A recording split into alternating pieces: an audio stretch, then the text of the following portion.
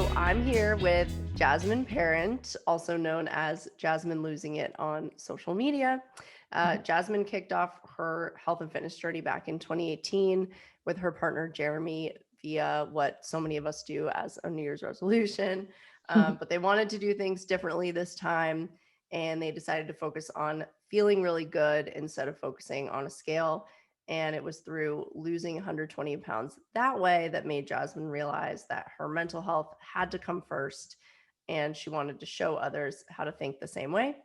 And so now Jasmine is a certified fitness and nutrition coach who inspires her clients and 174,000 followers on Instagram on how having the right mindset can be the key to living a truly healthy life. So, Jasmine, so awesome to have you.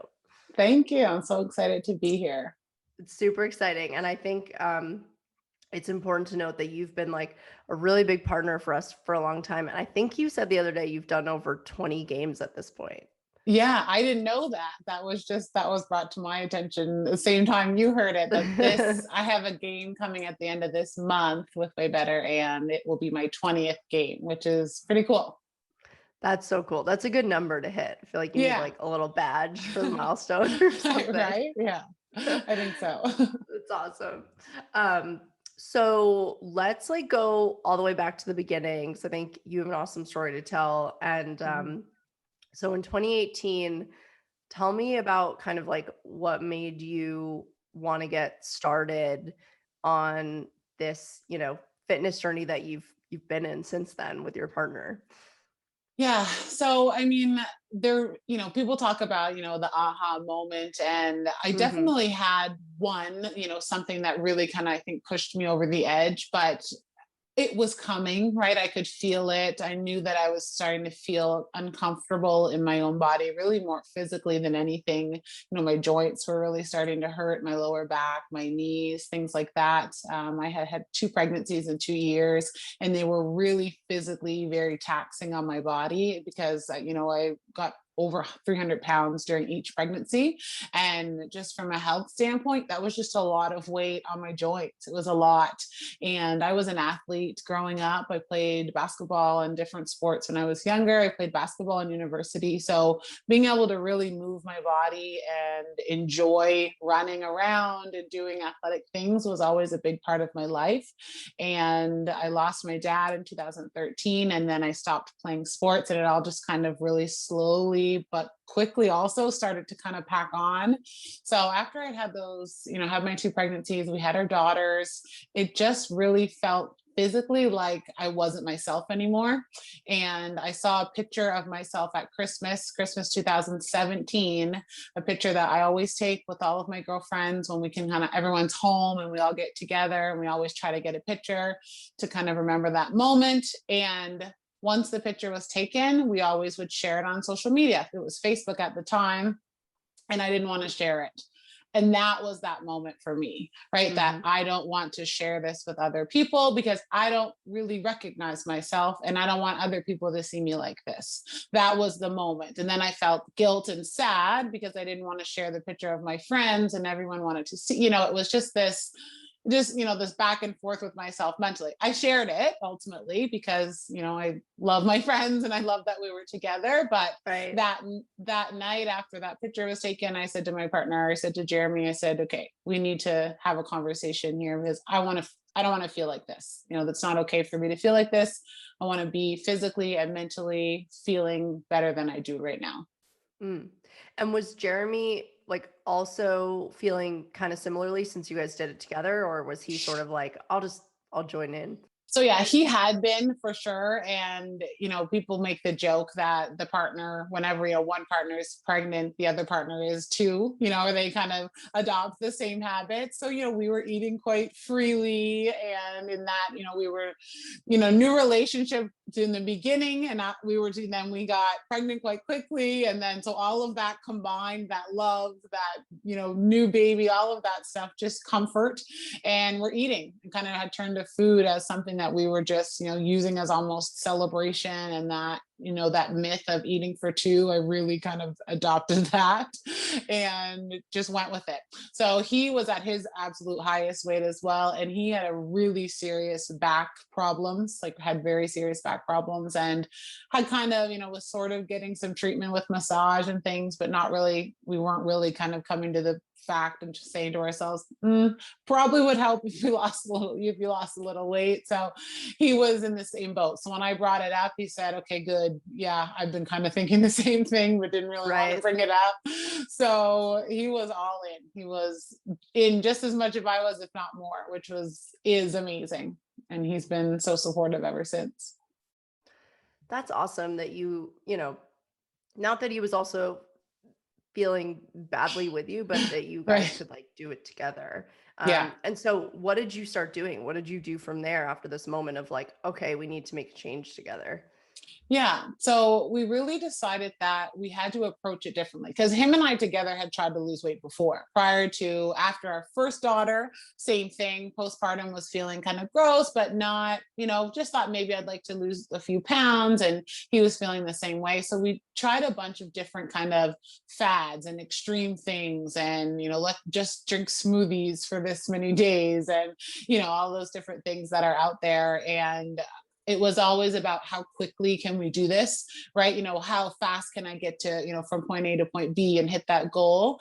And we had a conversation and said, we have to do it a little bit differently, right? We have to try and approach it without that rush, without trying to feel like there's some end game, that instead of that sprint, let's make it, this is that marathon, right? We're going to really make it not just how quickly can I do it, but can I change my whole entire lifestyle? Can this just be who we are?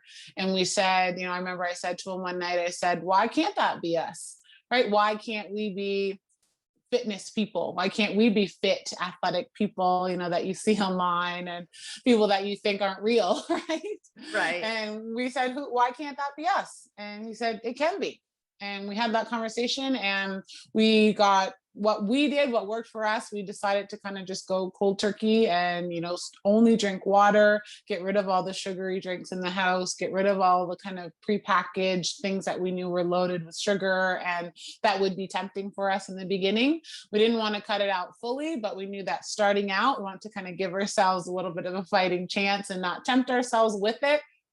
So just got rid of those things and decided that we were just going to track our calories. That was a method that we wanted to use, tracking our calories, keeping kind of having a food log and just eating better, getting rid of, a lot of the processed foods, getting rid of the high sugar, high sodium foods, and just eat better all around and try and figure out what the balance was for us. And so as you were figuring out that balance, like, how did you, were there things you were like telling yourself as you did it? Because going cold turkey can be, really overwhelming to some people, but it sounds like you guys found somewhere in the middle. So was there sort of a like mentality you were taking of, okay, like we're going a little bit cold turkey here and we're cutting out all these things, but that's still okay and it's what we need to do, or something you were telling yourself like that? Yeah, so we talked about it, what was the approach that we wanted to do. And of course, it wasn't perfect from the beginning by any means. I mean, we lost weight quickly and we were very, we stuck to it, but we still had this, the very intense thoughts of, okay, well, let's, go cold turkey for this long and then have a huge cheat meal or a huge cheat day. And right. So we still had to work through all of that. And, we tried that route for a little bit, having a cheat meal every 2 weeks. And all that did was make us feel horrible physically, felt really gross, mentally fatigued, physically fatigued. So then we tried to, let's do every 3 weeks. We played around with that for a long time. And, I think people feel shame in that sometimes and don't want to talk, they hide food that they're binging on or food that they're eating, eating a lot of, or they think they're not supposed to have it. And we struggled with that early. And, it's not all rainbows and it wasn't, but we just kept figuring it out. And we having each other made a huge difference. Being able to say, okay, I didn't like that. I didn't feel good physically or mentally doing that. So how can we find that balance here? Am I going to add in a few things to my regular day to day so that when that, 3 week, 4 week mark comes and I'm thinking of having, a treat, that I don't feel like I have to go to the extreme, right? Because there's, I mean, diet culture is what it is, and we mentally think that way, right? Only eat this, restrict yourself from this, and Right. then binge this many days later. So that was the thing that I didn't want to do, because I had been there, I'd done that many a times, and I knew that that didn't work. That was not going to work for me, and often doesn't work for a lot of people. So it was like, Right. okay, what's a balance here? Am I going, if we're going out to eat, and am I going to try and only order a salad, or only order a bland chicken breast? Or no, I'm going to order what I want to have, know that it's one meal, enjoy myself, and then right back to the non-eating out foods that we have on a regular day to day. Right. Yeah, that's great that you guys were able to like come out of those old sort of Mm, more harmful mindsets, I would say, yeah. that can really deter people, as you said, and find that balance. And so then you guys obviously stopped doing this just the two of you at home. You built this whole digital community. So when Mm. did you get on social media, and what was the moment that made you say, I really just want to help other people do this now that I've figured it out?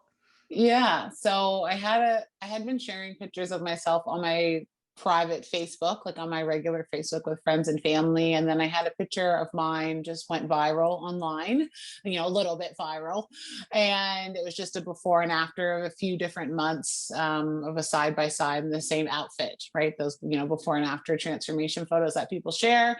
So then I had people trying to add my personal social media accounts, like strangers, people I didn't know. And I said to Jeremy, I said, this is weird. Like, I don't, do I accept them? I don't know these people. And at that time, it was a very foreign concept for me to engage with people that I didn't know online. Right. And right, which is ironic now. But he said, well, just create one of those accounts like that are about fitness and weight loss. And I said, do people even do that? I laugh about this now because I really didn't know. I wasn't Mm, following anyone that was not a social media world that I was in.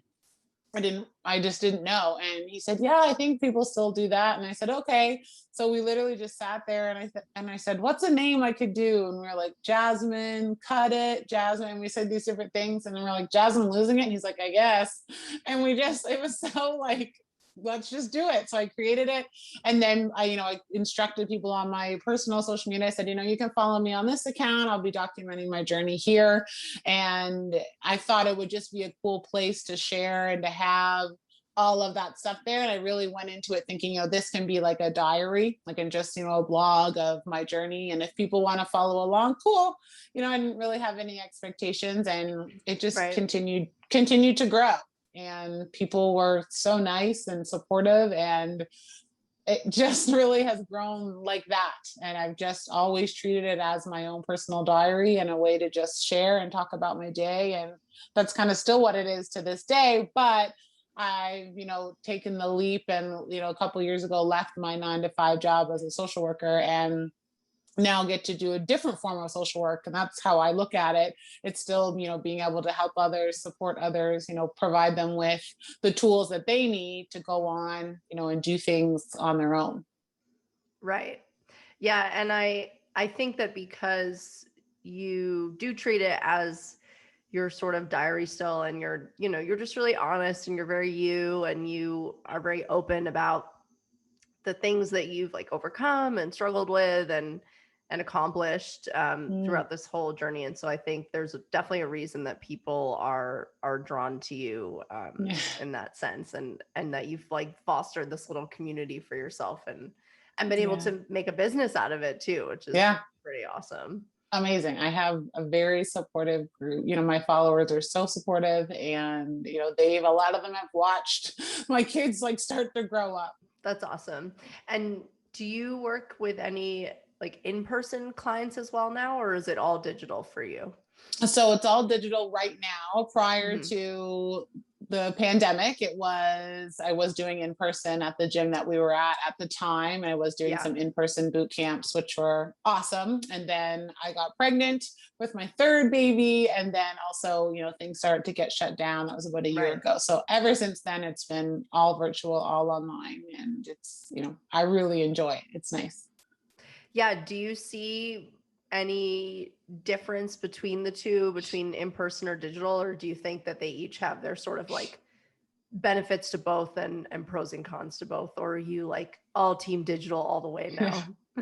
I think I definitely miss that in-person connection on some Mm, levels, but I also really love the way that my online community is able to still foster those connections. People still really are, they're engaging with each other. They have their own kind of groups. I can see them talking and tagging each other in different things. And I know that that community is there as well. So I really enjoy the fact that I can reach people literally all over the world, right? Different countries all over the world. right. I've got, trying to manage other people's time zones and things like that. So that is really cool that the reach, how far that the reach really can be. Yeah, I agree. That's I feel like I say this so much, but that's one of my favorite things about WayBetter games is Mm, you're just like in there and cheering people on yeah. from all over, and it's so cool. You know, because when I used to go to the gym, and I never really liked it, so the digital works well for me. But Right. when I used to go, I never like talked to people there or Mm, like made right. friends at the gym or cheered them on. I'd Yeah. like slink in and slink out and be like, oh, I hope no one looked at me like do Yeah. that machine badly. And so Hmm. this is a lot nicer for me, which is good. Yeah, so common. And that so many people say that. And people will say, thank you for these workouts. Thank you. I'll teach live ones sometimes and they'll say, thank you for doing these. I'm nervous to go to the gym or I don't know how to use the gym, things like that. And so that, I mean, Yeah. that makes me feel good too. It's a win-win for everybody. Yeah. Yeah. I totally agree. I think it's awesome. Especially what it's like becoming nowadays too Mm, with the pandemic. Like I think digital fitness was sort of on the rise, and obviously yeah. there was a community needing it because so many people have connected with you, but then I think obviously it's just exploded because everyone's at home, so Yeah, it's that's worked true. out. Yeah. Well, so Jasmine, I think like as I said, people are really drawn to you and your spirit and your positivity and just your whole story. And so you said to me um, when we first spoke that like when you and your partner made this move to lose the weight and like make this change in your lives for good, Mhm. you wanted it to be exactly that. You wanted it to be the last first time that you were going to try doing this ever Yeah. again. So how did you sort of like maintain that mindset throughout going through it? Because I know, for some people it can be so hard with thinking that, but then you drop off and you yo-yo and all this stuff. But you Right. guys were really able to stick to it. So were there things that you were like telling yourself throughout it? Like how did you really, really make it work this time? I think I mean, well, I know the biggest difference this time for myself, and I think for Jeremy as well, because like you said, we did it together, but we did a lot of like self reflection. So Mm, for me, I would sit down and journal and kind of ask myself, what was I doing before? Right. And I made a list of what were all the different methods and the ways that I did it before. And it all kept coming back to stemming from a place of disdain, right? Self-hate. You're this, you're that, all these negative things. So you have to get here, right? So mm, that was kind of the mindset where I always approached it. And I know that that's very common, especially for women, right? You're fat, you're gross, so all these really negative things. And I hear these things from my clients, and it's like immediately we stop those, right? Because I know that this can help. This is going to work better if we start this way.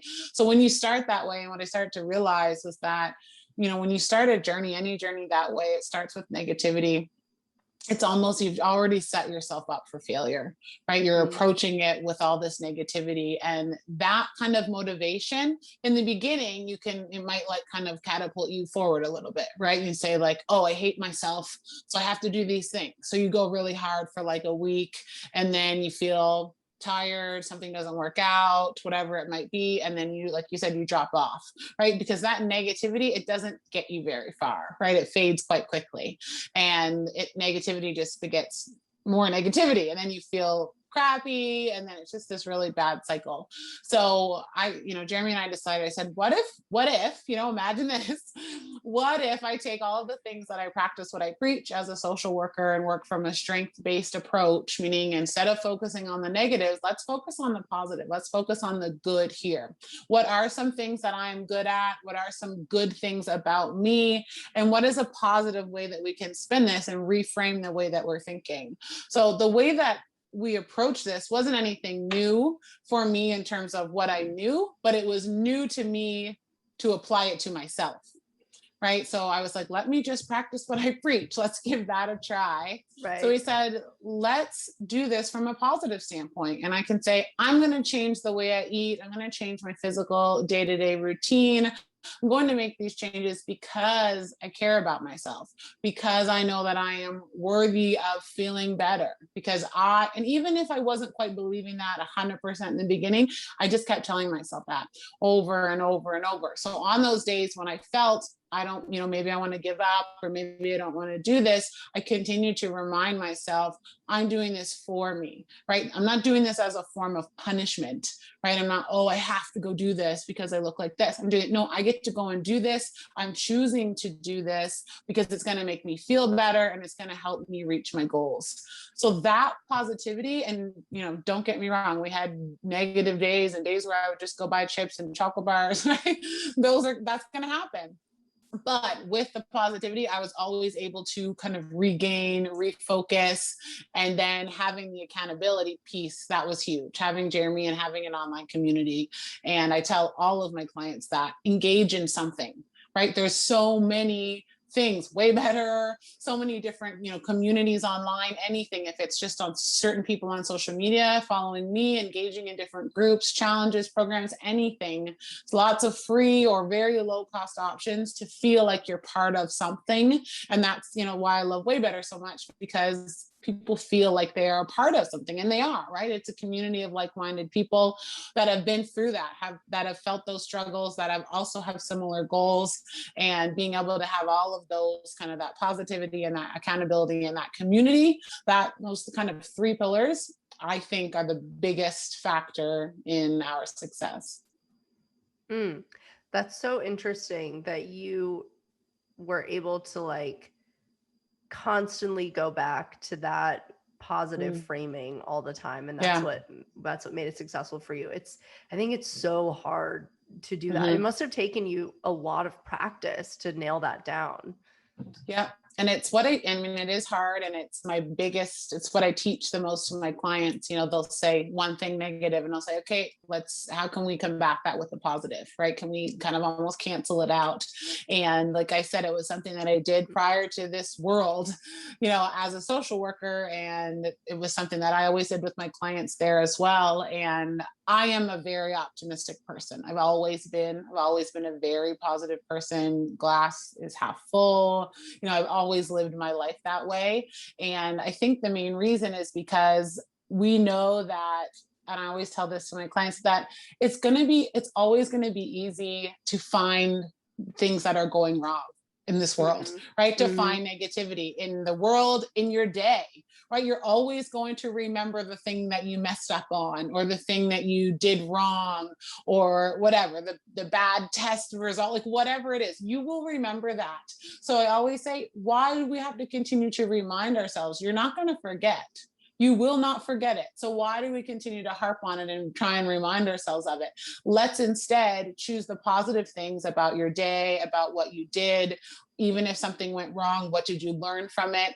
What can we continue to remind ourselves, put that energy into reminding ourselves of the positives, right? And it does take a lot of practice, but that's what I tell people. Just like if you're willing to train your body, if you're willing to go work out and do these things at the gym or at home, if you're willing to do that, you've got to be willing to train your mind the exact same way. Think of it as a muscle, right? You're trying to grow. If you were trying to grow your biceps, you wouldn't go to the gym one day and do 2 curls and then look at your bicep and wonder why it wasn't bigger, right? You would continue to do it. You would fuel it properly. You would practice. You would repeat that movement day in and day out until you look down. You're like, wow, it's bigger, right? Or I like the way it looks. It's the same with our mind. We have to do that. We've got to be willing to put in that time and that effort. And I always tell people, if you're willing to do it simultaneously at the same, do the mental work and the food and then fitness all at the same time, power to you. But you've got to do the mental work has to be number one. So if you want to do it in conjunction with the others, that's great. And that's very doable. That's what we did. But you've got to be willing to dedicate some time to the mental aspect of this, or you're not going to get very far, because mindset, it's everything. It's the complete foundation for the entire journey. That is such amazing advice. I had never, like, this is something I've been like struggling with personally, as I've been, like falling in love with fitness and trying to make it a sustainable long-term thing for myself, with also the hopes of like feeling better about myself, but ultimately just like wanting to commit and like stick to it for a long time now. Because I used to fall into those traps of like up and down and really intense and then drop off. And like, I've done that for years. So I'm now trying to stick to it as like you did exactly. And so you posted about this, I think like yesterday on Instagram, where you were talking about like all the way back in 2014 is when you started doing this work, and you started separating the mentality of that, like the way that you looked physically tied into your self-worth as a human, which we know is not true. And so how did you start practicing that on a daily basis until like for 4 years, until 2018, when you said, okay, now I'm going to do the actual like physical aspects of it, of working out and such? Right. So the biggest thing that I started with was positive affirmations. And I, just Googled, what is this? And I think I don't even know where the idea came from. I think, I Googled self-love, right? I don't know how many of us have done this, right? How to love myself. And it almost sounds like, it's on one end, it's sad, right? That so many of us struggle with that, right? Like genuinely loving ourselves. And that's always been sad to me, but knowing that, I need to work on this too, right? I look in the mirror at, back then I was looking in the mirror and would automatically every time just start to critique. This looks bad. I don't like this. This, like, constantly, right? I don't think there was ever a time I would look in the mirror and be like, oh, that looks really good. Always the negative would just come out first. And I thought, this can't be healthy. This can't be a good thing. I don't want this for myself. How can I retrain my mind? So, positive affirmations came up in a search, and I thought, and I'm a big journaler. I've always journaled, written down my thoughts. I always had diaries when I was little. So journaling and positive affirmations, those are the two things I decided on in 2014. I was living alone at the time. My dad had passed away the year before, and I knew that I had to do something to kind of try and pull myself out of the funk. I have generalized anxiety disorder. I was on medication for it at the time, and I just thought, I don't want to see myself get worse, right? I don't want to feel worse than I do now.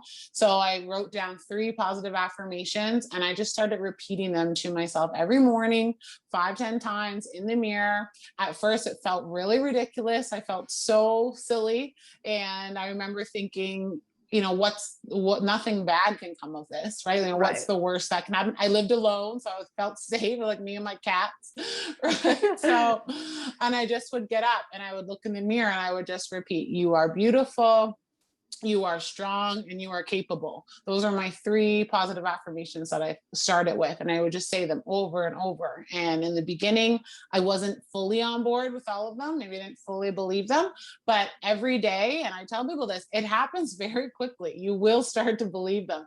Every day I would repeat over and over, and then would start to believe them. Because if you think about people who say to themselves, you're dumb, right? Or you're so stupid, or, those negative things, often we end up believing them, right? And we treat ourselves as such, right? We treat ourselves as if we believe those things because that's what we think of ourselves. So why can't it work on the positive side, right? Because people are often a little bit skeptical of these positive affirmations, but I'm like, if you can tell yourself that you're ugly and gross for however many years and you actually believe it, how about you tell yourself that you're amazing, you're strong, you're beautiful, and you're capable?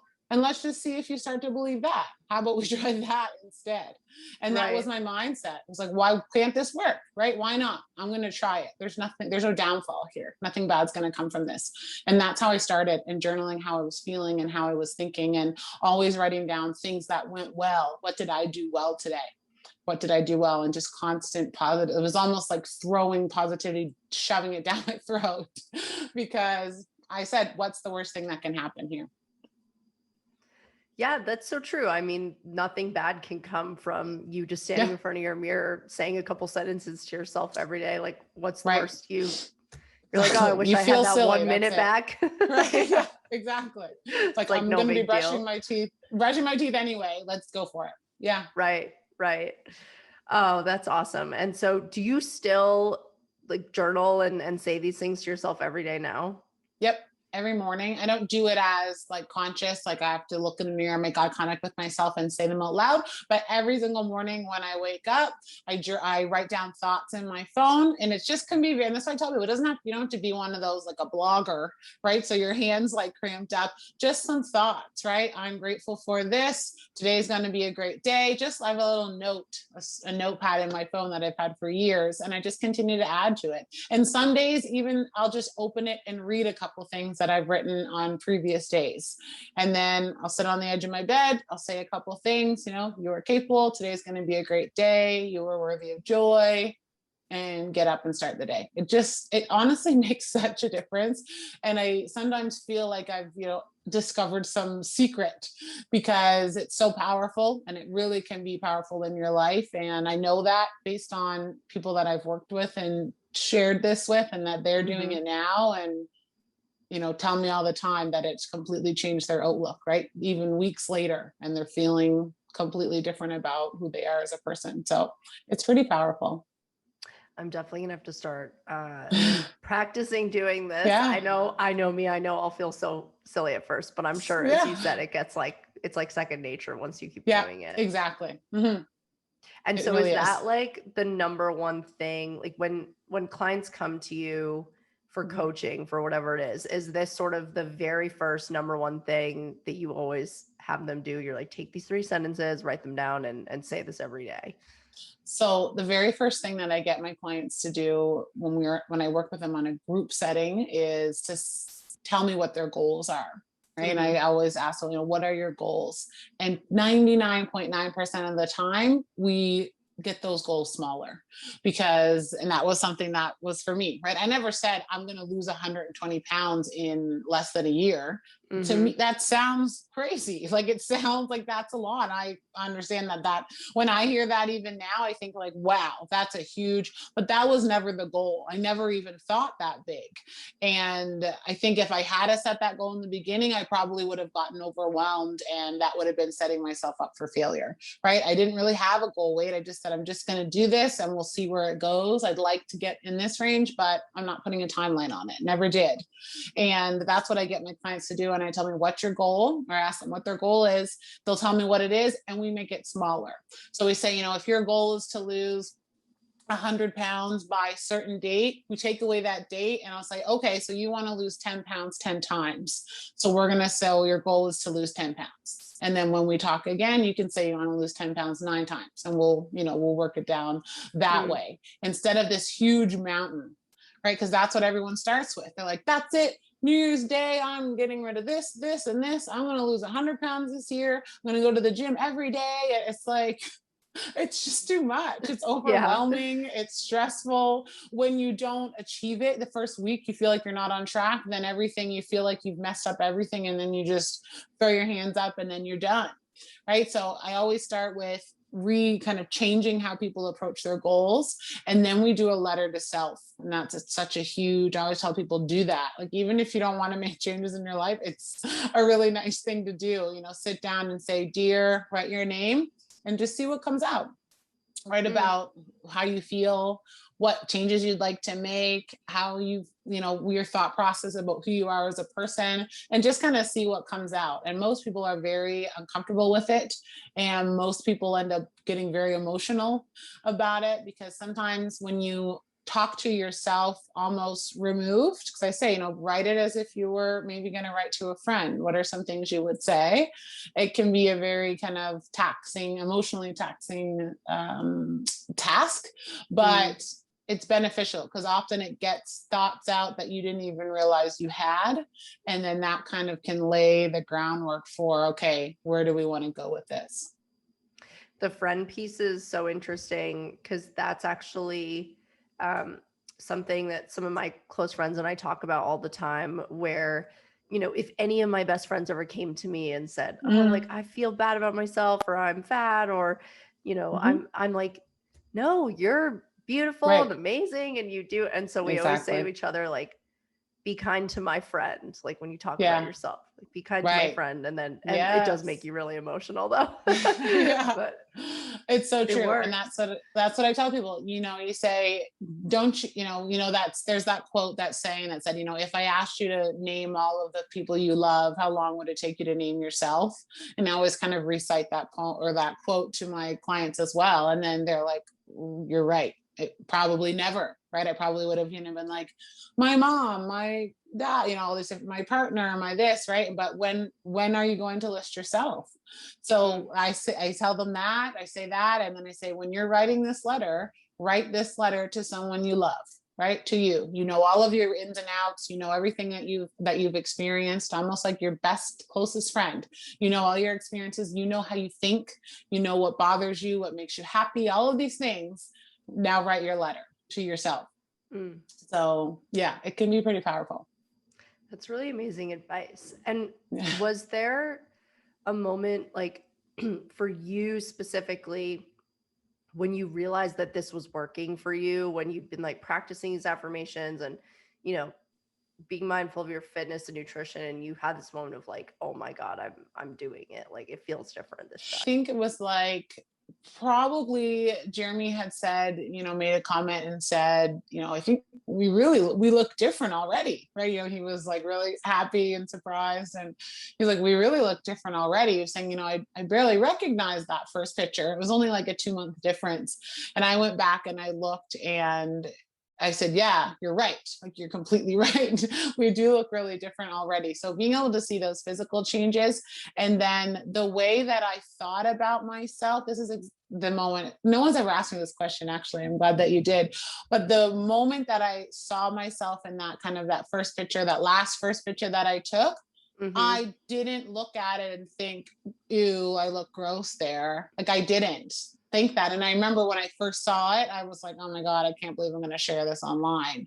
And when I saw it then, I was like, look at me. Like, I'm doing this. This is me. Like, that, look where I started. I can't believe I was there. And I still allowed myself to work out every single day for 30 minutes, not, continue to eat the same foods that I wanted to. I looked at myself in that picture and I was actually proud of myself, instead of thinking, oh, like, look how big your thighs are, or something like that, which I had thought the very first time that I saw it. And that was a really emotional moment for me. I cried about it. I was proud of myself when I looked at myself then. I thought, I'm proud of that person. I don't hate that person. I don't think she's gross. I don't think that, she's this or that. I'm just proud of her because I know, and that was me kind of removing myself a little bit and looking in on myself. I know what it took. I know, how hard it has been and is going to continue to be. And, I still did it anyway. That is so beautiful. And I was going to ask you, like, if you could look back and tell yourself something, what would it be? But it almost sounds like it would be like, remember that moment. Yeah. Yeah. So, and I do that. And I still remind myself, because I'm 8 months postpartum today. Actually, my son is 8 months old. Congrats. And thank you. And, obviously for women, that postpartum period, that's hard too. It's a physically, your body changes and you don't really have any control over it, right? You can't tell your baby how much to stretch your body or not, right? So, which is, so that is taxing emotionally as well after that, dealing with that postpartum and all the hormones and new baby and not a lot of sleep and all that stuff, right? And new marks here and there. So been kind of, I had a way different pregnancy, completely different, night and day. I worked out I worked out every day. Literally the day I went into labor, I checked with my OB if it was okay that I was in labor and went on the elliptical, because I knew that it would, like, I wanted to distract myself. And she said, yeah, as long as your contractions aren't this close. So, right. And I still think about that. I'm like, imagine that. Like, imagine doing that my other two pregnancies, and that patience, right? Knowing that, I'll get to wherever I want to be, whenever I get there, however I want to, right? And that there's no finish line for this. This is how I live. This is my life. Fitness is a big part of my life. So still now looking back and being so grateful and thankful to my former self, right? My former physical self, and thinking the way that I did back then, because I didn't even know what I was setting myself up for, right? We didn't plan to have a third baby. It was a very happy surprise. But I didn't know, right? You never know what's coming in your life, and there's no downfall to feeling physically and mentally really good. And that's what fitness and this lifestyle has done for me. That's amazing. I can't wait to hit my own moment where I just like feel that awesome. Yeah. I know it's coming. Yes, for sure. But that's such a really aspiring goal to work towards, instead of saying, and there's value in these things too, right? But right. Instead of saying like, oh, I want my jeans to fit better, or whatever it is that's going to make people feel better, which we all want, but also just knowing that the day is coming where you're like, I'm just going to feel so good about like myself and my health, and that's I'm learning that's just so powerful and so awesome. It is. And it's, that's the one thing that, so many of us get focused on the scale, right? And I still do it from time to time. And if I feel myself doing it, I haven't been on for weeks, because I'm like, I could feel myself wanting to get on. I'm like, who cares? Like, how do I feel? Right. That reminder, how am I feeling in general? Right. So one of the questions I always ask my clients, I say, okay, so let's say your goal weight is 150. Let's just say some number. If tomorrow you woke up and the scale said 200, but by some magical, something happened and you looked the way you wanted to look, you were in the size that you wanted to be in, the old jeans you've been holding on to, those fit you perfectly, would you care what the scale said? Would it matter? And they're all like, well, no. And I'm like, so how much does it really matter? Right? Like, how much weight does it really hold? And can we make it just one other small thing? If you still want to have it, can we make it just one other small piece of data, like of that information, but it is not at all the entire story? So, can we do that? And usually people are pretty on board, but it's a hard habit to kick. And, focusing on how you feel, it has to be the number one, because, sometimes the scale just does what it wants, right? So being able to focus on how you feel, that's something you can always come back to. That's really great advice. Jasmine, this has been like so fun. I feel like so many things that you've just told me in this conversation, I'm going to walk away with and like keep for a long time. So I can see why you like constantly inspire so many people, because you just have like such great things to share. It's awesome. Thank you. Okay. So we're going to do a quick little rapid round of questions, and then you are free to go. Okay. Awesome. So what is one myth about health that you used to believe was true? So one myth about health that I used to believe was true, and always it was something that I stuck to when I was younger, was that I could never eat past 7:00. That, if I eat past 7, I'm going to be fat. That was something that I really bought into. And I mean, when Jeremy and I started this journey, we ate and continue to eat every dinner at least 8:30, if not later. Like last night we were barbecuing at 11:15 because I had a group, we had a group coaching Zoom call, and we do them later at night because our people are in different time zones. So we try to accommodate them. And, that always worked for us. And we have 2 kids and 3 kids now. We had 2 kids when we were doing that. And we wanted to have some kind of alone time and peace to eat our food by ourselves at least once a day. So we always ate late at night. And I mean, there's certain situations where maybe they'll say, maybe don't eat all of your food right before bed. It might cause your stomach to be upset or things like that. But I genuinely believe that a cookie was going to be 200 more calories if I ate it at 7:05 versus Right. 6:55, that kind of thing. That's a good one. Yeah. So you obviously are a certified fitness trainer. Mhm. So you should know a thing or two about this, but what is your favorite exercise move and why? So funny enough, and my followers, if they're, when they watch this back, they'll be laughing about this. But my favorite move is just a very basic jumping jack. Mm, And it's because it was in one of the program that Jeremy and I started in the very beginning, an at-home program, 30-day program. It was in there, it was one of the moves in there, and I couldn't do them. And it really bothered me. Like I had obviously at some point in my life been able to do jumping jacks. And when we started, I couldn't do them. And then I could do like one, and then I could do two, but it was 60 seconds of jumping jacks. And I said, I'm going to do this. Like I said, I will. And I'm very stubborn. So I said to Jeremy, I said, this is going to happen. I'm going to do this. And it was 2 months in, I was able to do it. And it was almost like I cried when I did it, because it was such a huge thing for me at the time. Because when I started, I couldn't even do one. So now it's my favorite because I can do them for a really long time. Like if someone said, just start doing jumping jacks, I could do them for quite a long time. So that's just one of those things that I couldn't do. And I willed myself to be able to do it. I just kept practicing and practicing. And now I throw them in every live workout class I do. And I think my followers love but hate me for it, but for that same reason, it's like the hard things are the things that we need to keep doing, right? Like continue to try, because they won't always be hard. yeah. And they really do like get your heart rate up. You do a Right. couple and It's you're like, oh simple. gosh. Yeah. You don't need any equipment, nothing you can modify if you need to. Like it's just a simple but very effective move.